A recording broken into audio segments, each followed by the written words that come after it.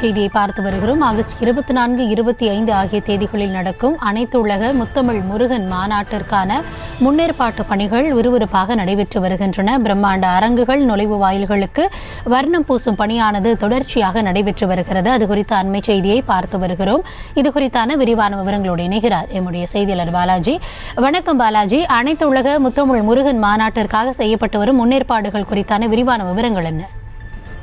வணக்கம் கௌதமி. அறுபடை வீடுகளில் மூன்றாம் படை வீடான பழனி தண்டாயுதபாணி சுவாமி கோவிலில் முதன்முறையாக அனைத்துலக முத்தமிழ் முருகன் மாநாடு வருகின்ற 24 மற்றும் 25ஆம் தேதி அருள்மிகு பழனியாண்டவர் கலைக்கல்லூரியில் பிரம்மாண்டமாக நடைபெறவுள்ளது.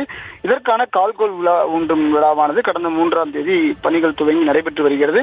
இந்நிகழ்ச்சியில் 5 ஆய்வகங்கள், 1300 ஆய்வுக் கட்டுரைகள், இது தவிர 30க்கும் மேற்பட்ட வெளிநாட்டினர் சிறப்பு விருந்தினராக கலந்து கொள்ள உள்ளனர். மேலும் திருவாதுரை ஆதீனம், குன்றக்குடி ஆதீனம், பேரூர் ஆதீனம், குருமகா சன்னிதானம், சிறுவை ஆதீனம், மதுரை ஆதீனம், தர்மபுர ஆதீனம் உள்ளிட்ட 15 ஆதீனங்கள் பங்கேற்க உள்ளனர். மேலும் 4 நீதியரசர்கள், 30 ஆன்மீக சொற்பொழிவாளர்கள் கலந்து கொள்ள இருக்கின்றனர்.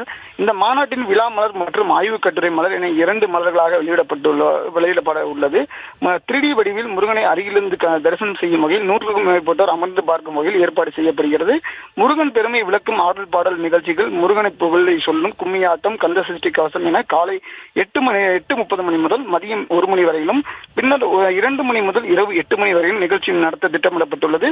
மேலும் மாநாட்டை முன்னிட்டு 8 இடங்களில் அலங்கார வரவேற்பு, தலைவர்கள் மாநாடுகள் வரும்போது 8000 பேர் அமர்ந்து பார்வையிடும் வகையில் பந்தல்கள் அமைக்கப்பட்டு வருகின்றன. மாநாட்டுக்கு கண்காட்சிக்கு வந்து செல்பவர்கள் எண்ணிக்கை 1 லட்சத்தை தாண்டும் என்பதால் சுகாதார பணிகள் துரிதமாகவும் ஏற்பாடு செய்யப்பட்டு வருகிறது. அதே போல வருகின்றவர்களுக்கு பேருந்துகளை இயக்கவும், வருகின்ற நபர்களுக்கு குடிநீர் உள்ளிட்ட கட்டமைப்பு வசதிகளை ஏற்பாடு செய்யப்பட்டுள்ளது.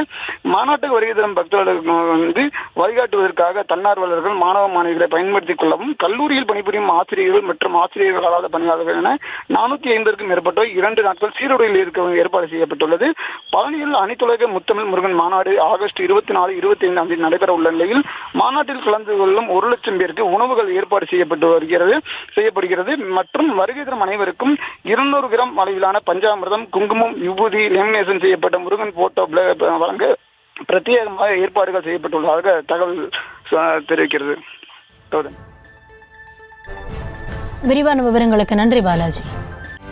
செய்திகளை உடனுக்குடனும் துல்லியமாகவும் தெரிந்து கொள்ள சப்ஸ்கிரைப் பண்ணுங்க.